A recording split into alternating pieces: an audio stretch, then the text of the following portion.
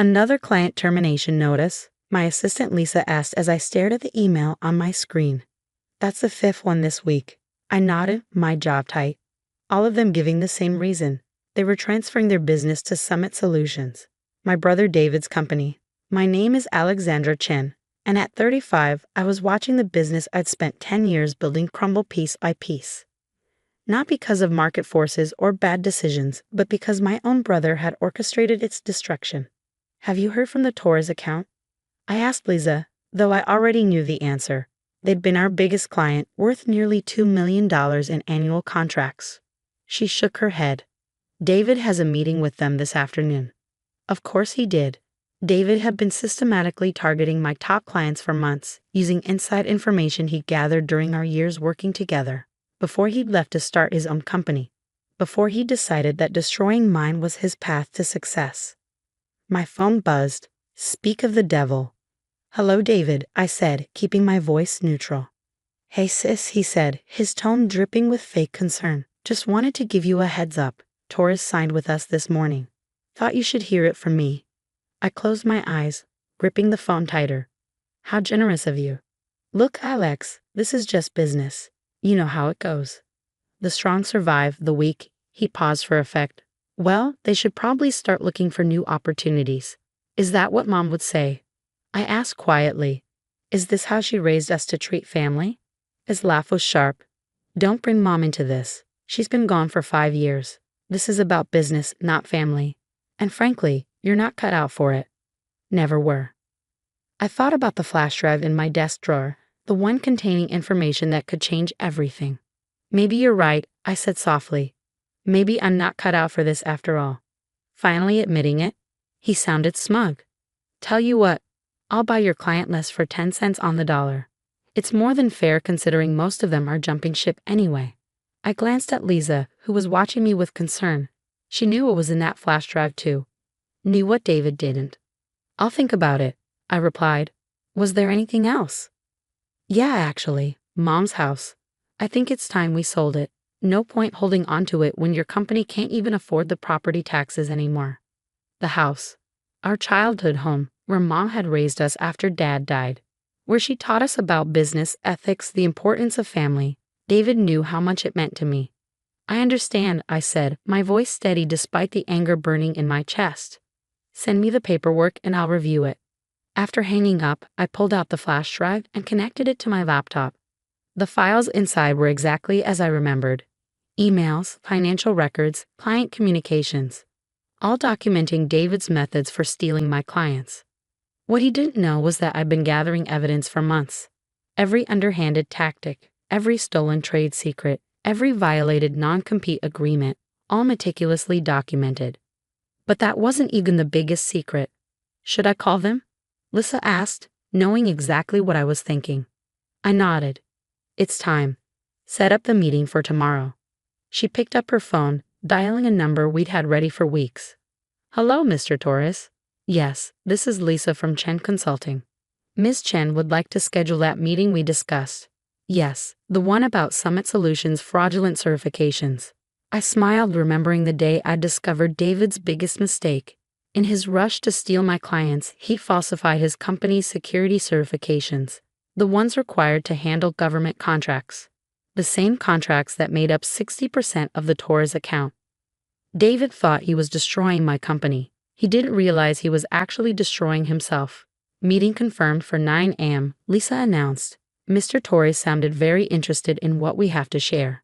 I stood up, walking to the window of my office. The city sprawled below, including the gleaming building where David's company was headquartered. He was probably there now, celebrating his latest victory, thinking he'd finally beaten his big sister. Send the preliminary documents to the FBI as well, I told Lisa. It's time they had a look at Summit Solutions' certification records. Mom always said that success wasn't about being the strongest or the most ruthless. It was about being the smartest, the most prepared. About doing things the right way, even when others didn't. I touched the photo of her on my desk, remembering her words from so long ago. The truth always comes out, Alexandra. Your job is to be ready when it does. Well, Mom, I thought. I'm ready now. My phone buzzed again. Another message from David. Checking in about that client list offer. Tick-tock, sis. Time's running out. I typed back a simple response. You're right, time is running out, but not for me. The next morning, I arrived at the office early. The meeting with Mr. Torres wasn't until 9, but I needed time to prepare. Lisa was already there, arranging documents on the conference room table. Everything's ready, she said, handing me a coffee. FBI agent Wilson called. They're very interested in the certification documentation we sent over. I nodded, reviewing the papers one last time. Financial records, emails, and most damaging of all, proof that David had forged federal security certifications to handle government contracts. It wasn't just unethical, it was criminal. My phone buzzed. David again. Just had breakfast with Johnson Tech. Guess who's their new strategic partner? Your client list offer expires at noon. Take it or leave it. I set the phone down without responding. Johnson Tech was about to learn some interesting things about their new partner. At 8:55, Mr. Torres arrived. He was a tall man with sharp eyes and an even sharper mind. Exactly the kind of person who wouldn't appreciate being deceived. Alexandra, he said as I greeted him. Your message was concerning. You mentioned something about Summit Solutions certifications. Please, sit down. I gestured to the conference room. What I'm about to show you affects not just your company, but potentially your government contracts as well. For the next hour, I laid out everything we discovered. How David had falsified his company's security credentials. How he'd used stolen information to poach clients. The federal regulations he'd violated in the process. Mr. Torres's face grew darker with each revelation. These government contracts, he said slowly, they require top-level security clearance. If Summit Solutions isn't properly certified, your company could be held liable. I finished. The contracts could be voided, and there might be federal penalties. He picked up one of the documents, examining it closely. And you can prove all of this. I pulled out the flash drive. Every email, every falsified document, every violation. It's all here. The FBI already has copies. His hand tightened around the paper. That son of a... He assured us everything was in order. We have millions riding on these contracts. I know, I said softly. That's why I called this meeting. You needed to know the truth before it was too late. Just then, my phone buzzed again. David was calling. I let it go to voicemail. What happens now? Mr. Torres asked, his voice tight with controlled anger. That depends on you, I replied. Chen Consulting still has all the proper certifications. We can handle the transition back, minimize any disruption to your operations. He nodded slowly. And Summit Solutions? The FBI will handle that part. I expect they'll be paying my brother a visit very soon. As if on cue, Lisa knocked and entered the conference room. Sorry to interrupt, but you'll want to see this. She turned on the TV mounted on the wall. The news headline made my breath catch. FBI raids local tech company over fraudulent government certifications. The camera showed agents entering Summit Solutions building, boxes of documents in their hands. And there was David being escorted out, his face a mask of shock and confusion. My phone started ringing again, this time from an unknown number. Probably David using someone else's phone since I wasn't answering his calls. Mr. Torres watched the news footage, his expression grim. I need to make some calls, he said, standing up. And then we should discuss moving our contracts back to Chen Consulting. Immediately. After he left, Lisa turned to me. David's been calling the office nonstop. Should I keep blocking him? I thought about it for a moment. No, I said finally. The next time he calls, put him through. I didn't have to wait long. Within minutes, my phone buzzed again. What did you do? David's voice was ragged, panicked. The FBI. They're saying something about fraudulent certifications. Alex, you have to help me. I closed my eyes, remembering all the times he tried to destroy my company, steal my clients, take away everything I'd built. Help you. I repeated softly. Like you helped me, David? Is this the kind of family support you were talking about? This is different, he shouted. This is federal charges. I could go to prison. Yes, I said calmly, you could. Actions have consequences, David. Mom taught us that, remember? He was quiet for a moment. When he spoke again, his voice was different, smaller, almost like the little brother I used to know. Please, Alex, I messed up. I know that now, but I need my big sister. I gripped the phone tighter, thinking about everything that had led us here, the choices he'd made, the lines he'd crossed. I'll have my lawyer contact you, I said finally. But David? This is the last time. Whatever happens next. We're done. I hung up before he could respond, feeling a weight lift from my shoulders. Through my office window, I could see more news vans arriving at Summit Solutions. The story was breaking wide open. Lisa appeared in my doorway. Johnson Tech is on line 1. They want to discuss moving their business back to us. I nodded, picking up the phone. It was time to rebuild what David had tried to destroy. But this time, I'd do it knowing exactly who I could trust. And who I couldn't. 3 weeks after the FBI raid, I sat in my office reviewing contracts. Johnson Tech, Torres, and most of our other former clients had returned, their trust in Chen Consulting restored. Summit Solutions was under federal investigation, its assets frozen, its reputation in tatters. Your brother's lawyer is here, Lisa announced, standing in my doorway. He's requesting a meeting.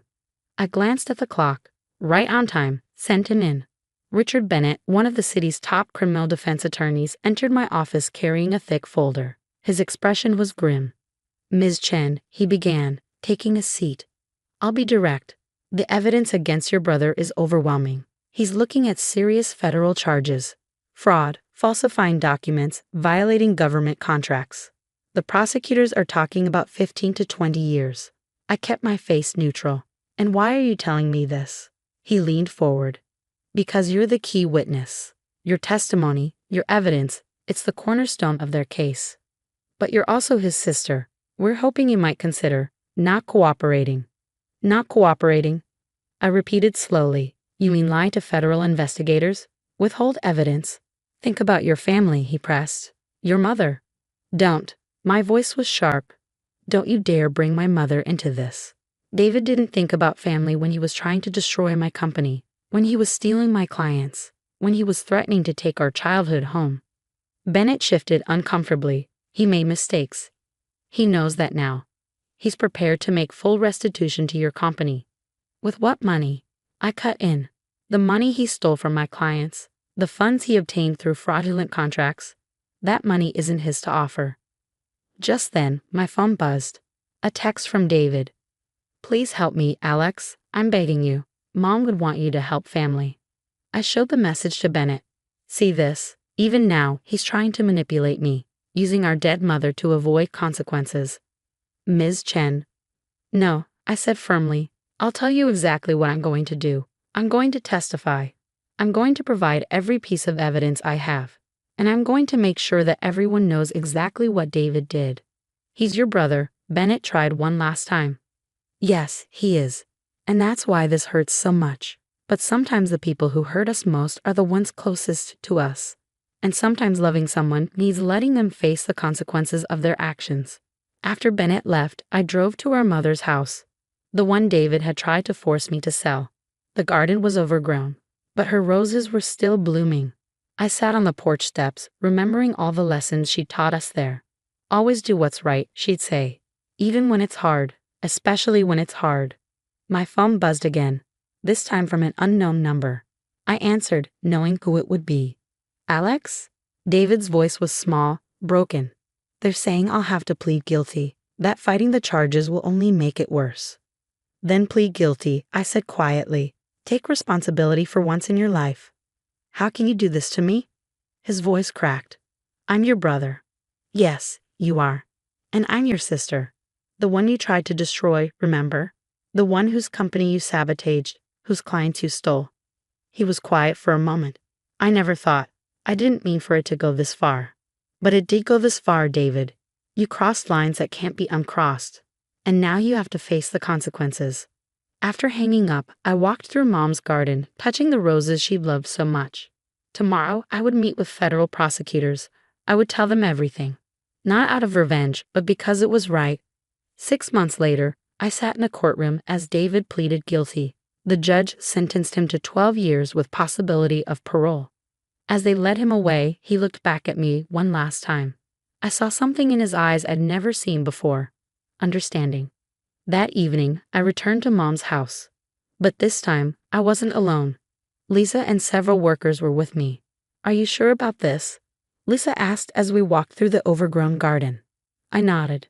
Mom always wanted to help people. This is how we'll honor her memory. The sign was already being installed at the front gate. Chen Foundation, supporting ethics in business. We were turning the house into a nonprofit, dedicated to helping small businesses protect themselves from fraud and unfair practices. David's actions had shown me how vulnerable companies could be. Now I would use that lesson to help others. In my office at Chen Consulting, I kept one reminder of everything that had happened. The flash drive that had started it all. Not as a trophy, but as a reminder that sometimes doing the right thing means making the hardest choices. David writes to me sometimes from prison. His letters are different now, more reflective, less manipulative. Maybe he's changed. Maybe he hasn't. But I know I did the right thing, not just for me, but for him too. Mom always said that true strength isn't in winning at any cost. It's in standing up for what's right, even when it breaks your heart. Looking at her roses blooming in the foundation's garden, I know she would be proud. Not because I won, but because I did it the right way. Sometimes the hardest lessons come from the people we love most. But sometimes those lessons lead us exactly where we need to be.